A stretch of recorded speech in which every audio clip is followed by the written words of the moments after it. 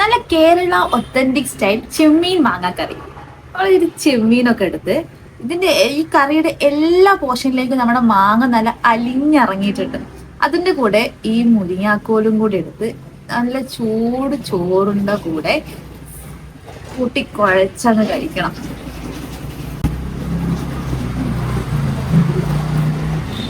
Recipe കാണാം. നല്ല fresh ചെമ്മീൻ കിട്ടിയിട്ടുണ്ടെങ്കിൽ നിങ്ങൾക്ക് ട്രൈ ചെയ്ത് നോക്കാൻ വേണ്ടി പറ്റുന്ന കേരള ഒത്തന്റിക് സ്റ്റൈൽ ചെമ്മീൻ മാങ്ങാക്കറി. വളരെ സിമ്പിൾ ആണ് ഇതിന്റെ റെസിപ്പി. നമുക്ക് എപ്പോൾ വേണമെങ്കിലും ഒരു ഗസ്റ്റ് ഒക്കെ വീട്ടിൽ വന്നിട്ടുണ്ടെങ്കിൽ പെട്ടെന്ന് ട്രൈ ചെയ്യാൻ വേണ്ടി പറ്റുന്ന ഒരു ഐറ്റം ആണ്. പക്ഷെ ചെമ്മീൻ വേണം കേട്ടോ. ആദ്യം തന്നെ നമ്മളൊരു പാനിലേക്ക് വെളിച്ചെണ്ണ ഒഴിക്കാം. ഇതിൽ നിങ്ങൾ ശ്രദ്ധിക്കേണ്ട കാര്യം, ചെമ്മീൻ നന്നാക്കുന്ന സമയത്ത് തന്നെ നല്ല വൃത്തിയിൽ ചെമ്മീന്റെ 2-3 തലകൾ നന്നാക്കിയിട്ട് ക്ലീൻ ചെയ്ത് വെക്കണം. അത് വേറെ തന്നെയല്ല, ചെമ്മീന്റെ തലയ്ക്ക് വേറെ തന്നെ ഒരു ടേസ്റ്റ് ആണ്. പക്ഷെ ചിലർക്ക് അതൊന്നും വയറ്റിന് പിടിക്കില്ല. അതുകൊണ്ട് തന്നെ നമുക്ക് അതിന്റെ ഫ്ലേവർ മാത്രം ഇറങ്ങിയാൽ മതി. നമുക്കത് നമ്മളുടെ കറിയിലേക്ക് ആഡ് ചെയ്യേണ്ടി വരില്ല. എണ്ണ ചൂടാക്കുക. എണ്ണ ചൂടാക്കിയതിനു ശേഷം അതിലേക്ക് നമ്മൾ നേരത്തെ ക്ലീൻ ആക്കി വെച്ചിരിക്കുന്ന ചെമ്മീന് തലകൾ ഇടാം. ചെമ്മീന് തല ഇട്ടതിന് ശേഷം കുറച്ച് കറിവേപ്പില നമ്മുടെ മഞ്ഞപ്പൊടി ഇതെല്ലാം ഇട്ടിട്ട് നല്ല രീതിക്ക് ഒന്ന് വഴട്ടിയെടുക്കുക. ആ സമയത്ത് തന്നെ നമ്മളെ കിച്ചണില് ഒരു ചെമ്മീന്റെ ഒരു ഫ്രൈന്റെ മണമായിരിക്കും ഉണ്ടാവുക. ഭയങ്കര സൂപ്പർ സ്മെല്ലായിരിക്കും നമ്മളെ കിച്ചണിൽ ഉണ്ടാവുക കേട്ടോ.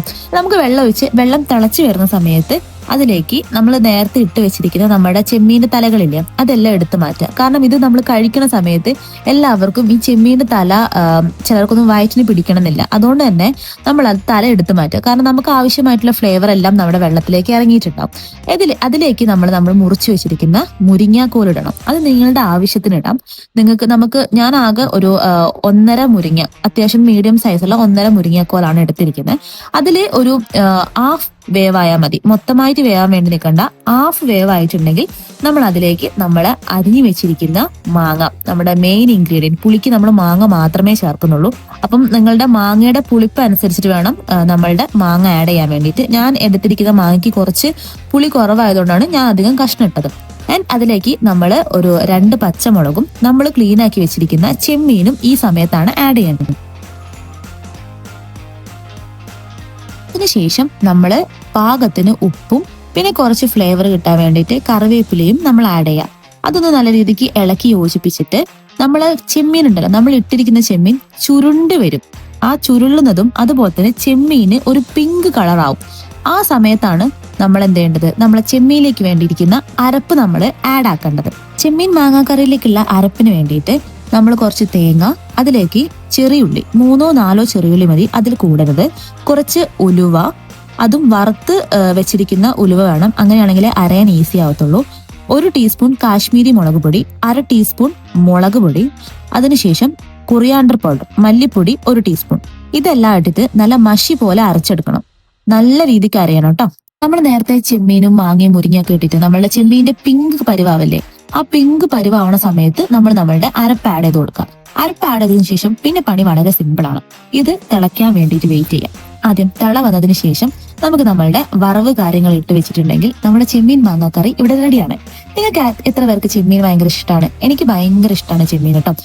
പിന്നെ പ്രത്യേകം ശ്രദ്ധിക്കേണ്ട കാര്യം എന്താണെന്ന് വെച്ചിട്ടുണ്ടെങ്കിൽ, അരപ്പ് ചേർത്തതിന് ശേഷം നമ്മൾ ലോ ഫ്ലെയിമിലാണ് ചൂടാക്കേണ്ടത്.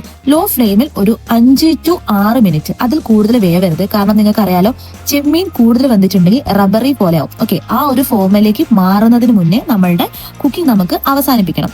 ഓക്കെ, അതിനുശേഷം നമ്മളെ വറവിന് വേണ്ടിയിട്ട് ചീഞ്ചട്ടി എടുക്കുന്നു, അതിലേക്ക് വെളിച്ചെണ്ണ ഒഴിക്കുന്നു, കടുകിടുന്നു, ചെറിയുള്ളി, നല്ല കുനുകുനാ അരിഞ്ഞിരിക്കുന്ന ചെറിയുള്ളി ഒന്ന് വാടി വരുന്ന സമയത്ത് വറ്റൽ മുളകും കറിവേപ്പിലയും ചേർത്തിട്ട് നമ്മുടെ വറവ് നമ്മൾ പ്രിപ്പയർ ചെയ്യാം.